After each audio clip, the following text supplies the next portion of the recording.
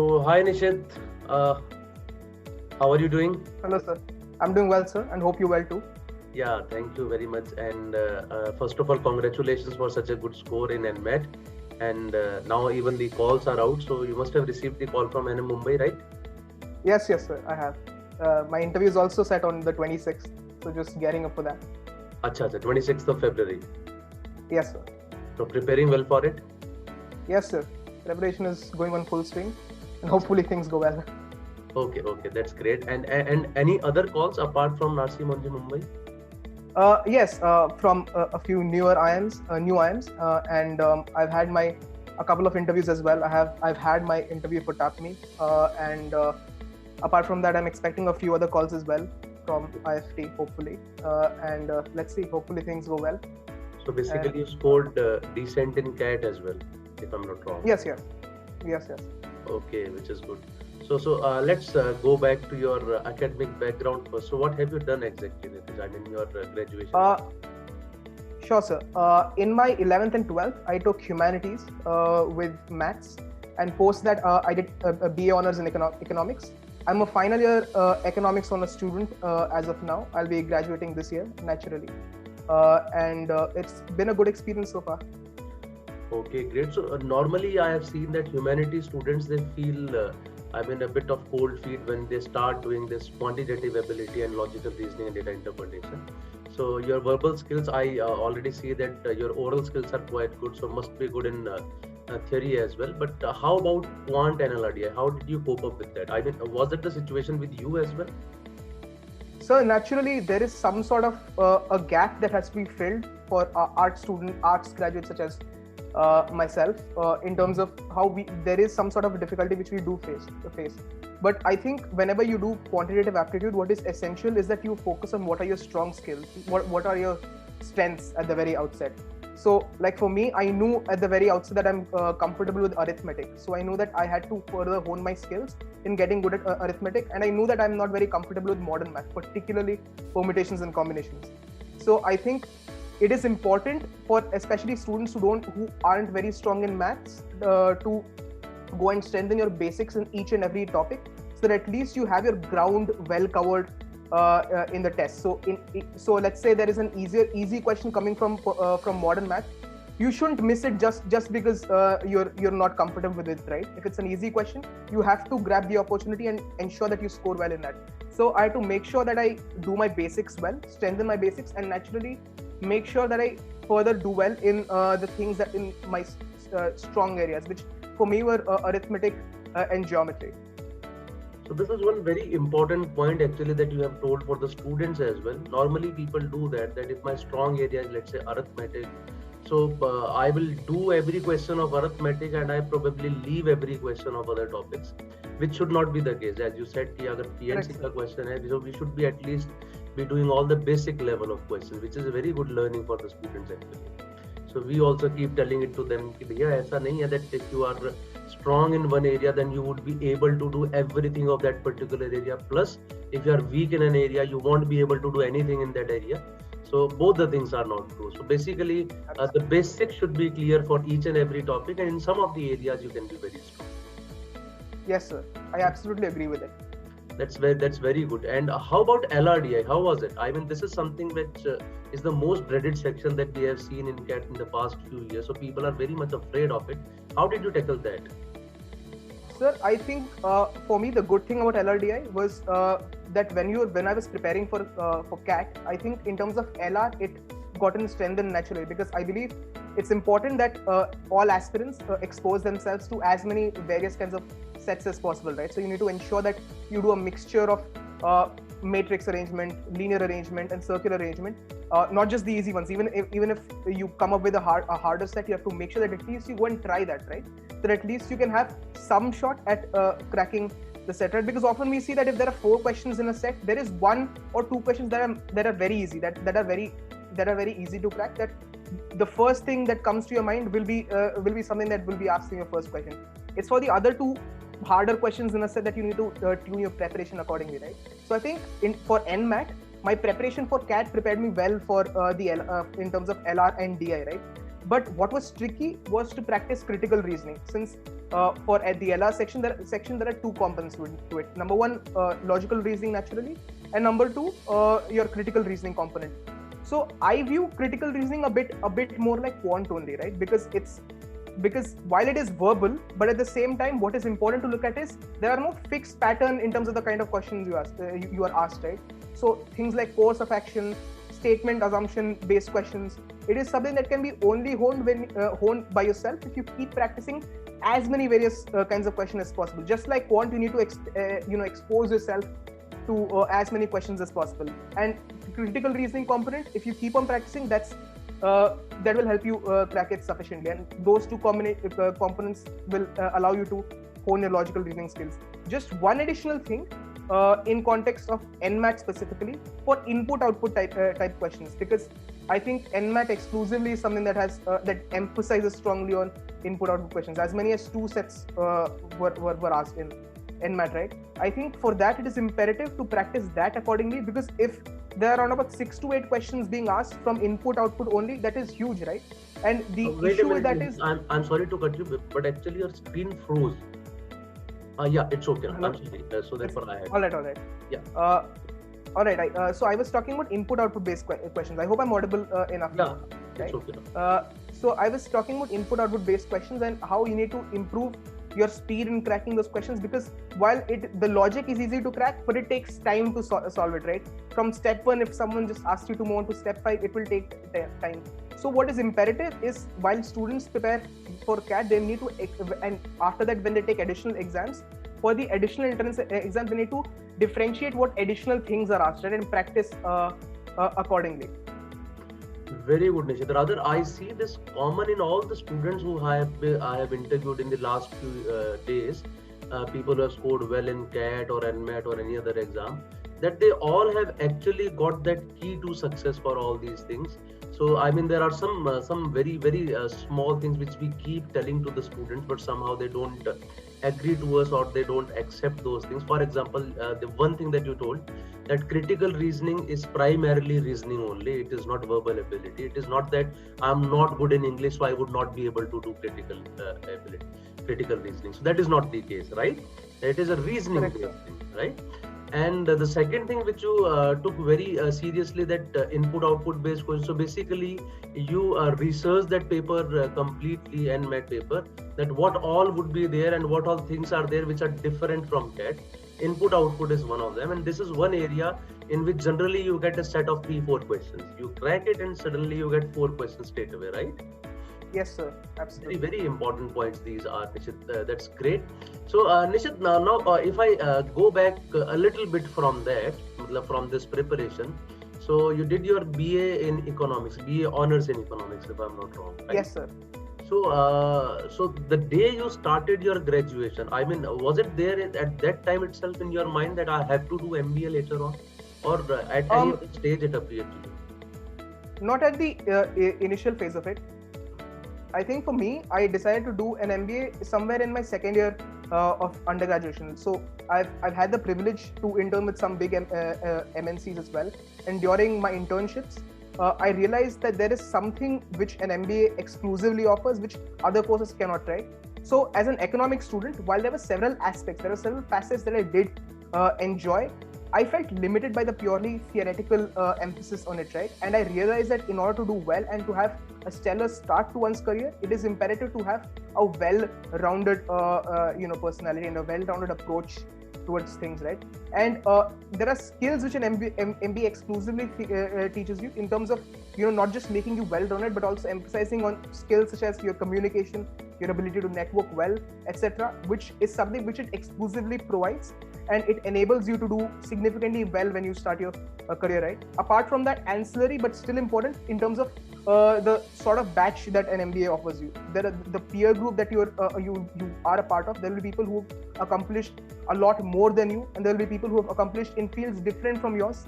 So I think when you are a part of such a student cohort, it gives you a very wholesome experience, which no other course can provide exclusively, right? Which is why I knew that by the end of my second year that I really want to do an MBA, and tuned my preparation accordingly. Absolutely. So basically, you got to know something which generally people, I mean, know after 1 or 2 or 3 years of work experience. That they get into the work, then they get to know that okay, this is something that has to be done if you want to actually have a growth in your professional life.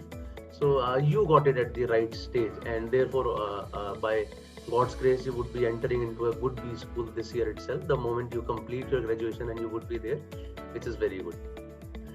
Okay, that's great, Nishit. And okay, so if I move ahead from that, so the first thing that in second year you decided that okay, I'm going to do MBA. So what then? I mean, what was the first thought? So how would I prepare?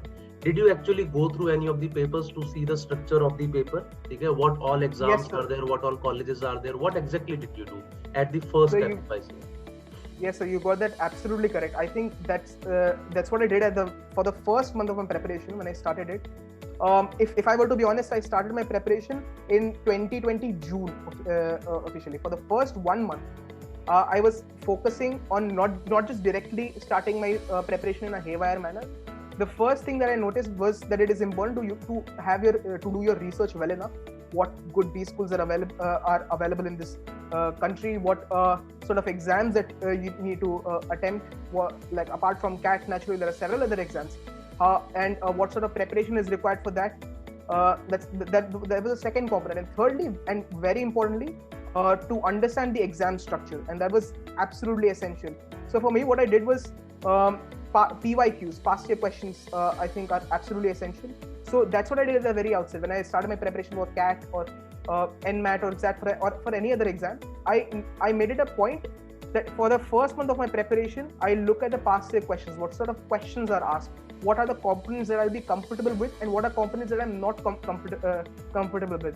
Number one, you have to strengthen your strengths naturally, but at the same time, you need to make sure that the components that you're weak at or the components that you're not aware of, you can address them appropriately as well. And that's what I did for my first month.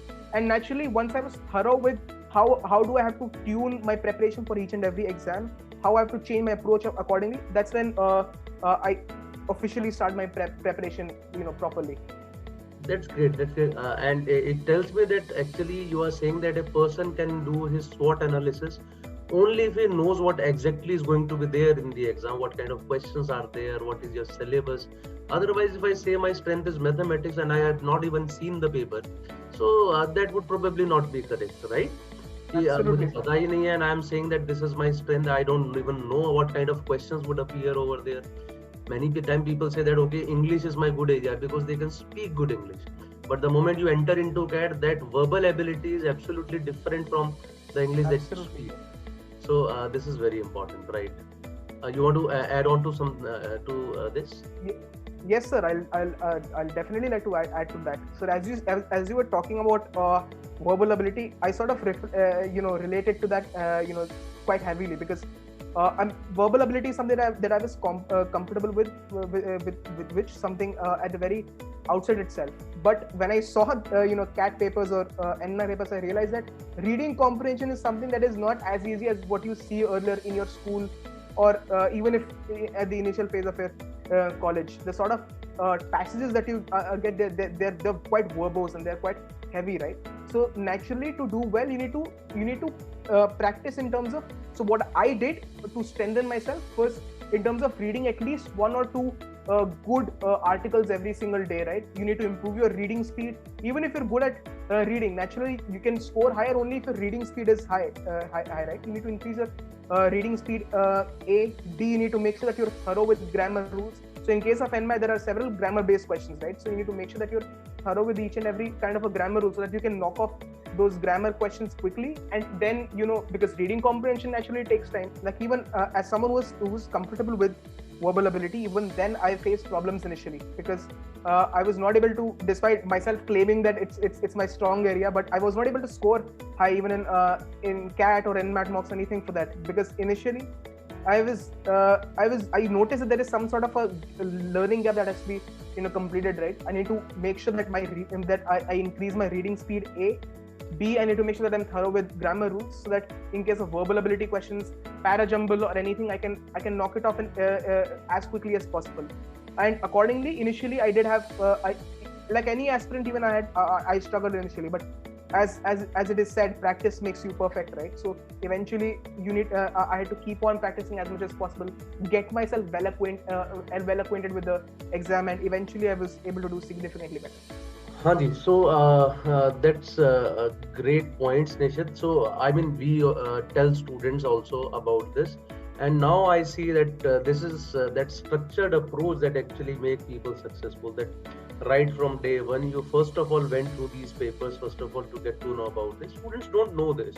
So I mean, when I take a batch on CAT, let's say I am teaching 50 people, and I ask them that how many of you have actually appeared for any of the CAT tests. So not in the exam hall, but even at home, any previous paper.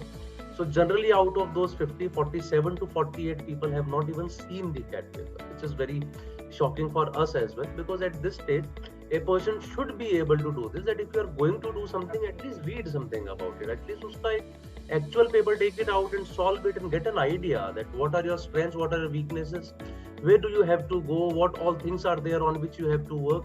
And you did that right. You started with that, and that actually helps a person. That's absolutely correct. So that was the first stage. So then your preparation basically starts. So as you said earlier as well, ki quant and LRDI were your weak areas, so you pay a bit of more focus on that. And what you said about verbal ability is probably true about quantitative ability as well.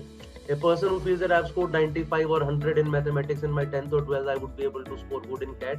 That is not the case. Same is the case with English as well. English में अच्छा लाए हो तो VA में ले ही आओगे. That's not true. So how about the last, if I talk about the last 1 month or around 15 days of your preparation just before the exam, what exactly did you do in that period? Sir, I think during that time, like half a month or 1 month before the exam, while I had reduced the intensity at which I'd taken mocks, because obviously to prevent any sort of pressure accumulation or stress accumulation of sorts, I did take mocks, but I ensure that I do not take more than 2 or 3 mocks per week, right? Rather than that, I think I emphasize more on analysis of my previous mocks. Or again, to know that whether I've overcome my weak areas, to know is there any component that is remaining that still I have to fill. I basically, the last few few weeks before your exam is meant to ensure that you cover all sorts of gaps that are left in your preparation, or and to basically ensure that you start the exam in a very confident manner, right? That I've covered all gaps, so no matter what happens, I have the confidence that I'm going to do well. That's the sort of mentality with which you need to take your exam, right? And to ensure that you get to that point, instead of recklessly taking a mock every single day for 15-20 days straight, rather than that, it would be better if you limit the number of mocks you take, and rather emphasize on analysis of your past mocks and ensuring that any sort of learning gap is completed, and proceed accordingly.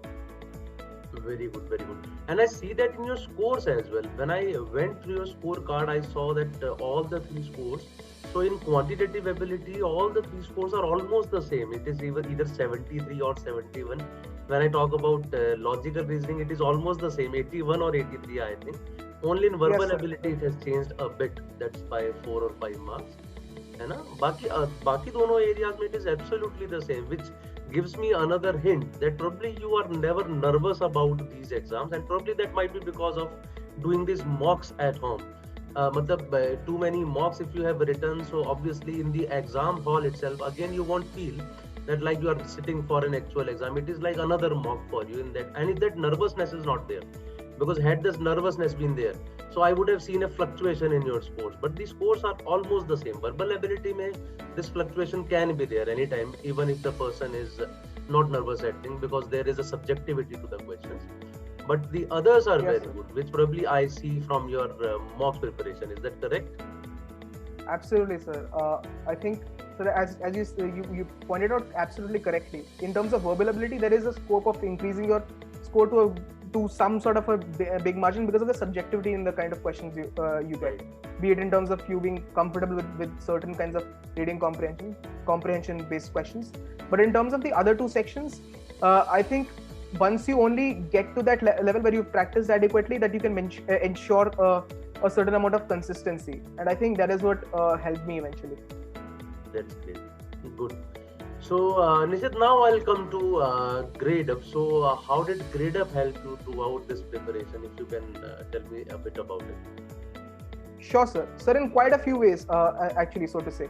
Number one, naturally, the online portal, and as to how well structured and organized it is, and how if something is structured, it naturally allows you to proceed in a structured manner itself, right? And even in terms of the mocks which were not just in terms of interface being exactly like how it is in the exam, but also in terms of the sorts of questions that you're exposed to, those ended up being quite beneficial.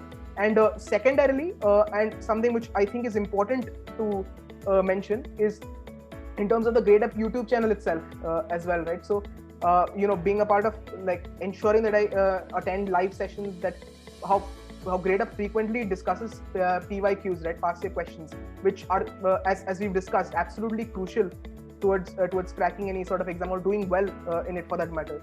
So I think addressing those PYQs, by GradeUp thoroughly, regularly, ensuring that a gap in your learning is fulfilled, so that you expose yourself to as many varied kinds of questions as possible. I think that was what helped me significantly, because of which I definitely would credit GradeUp to a great extent.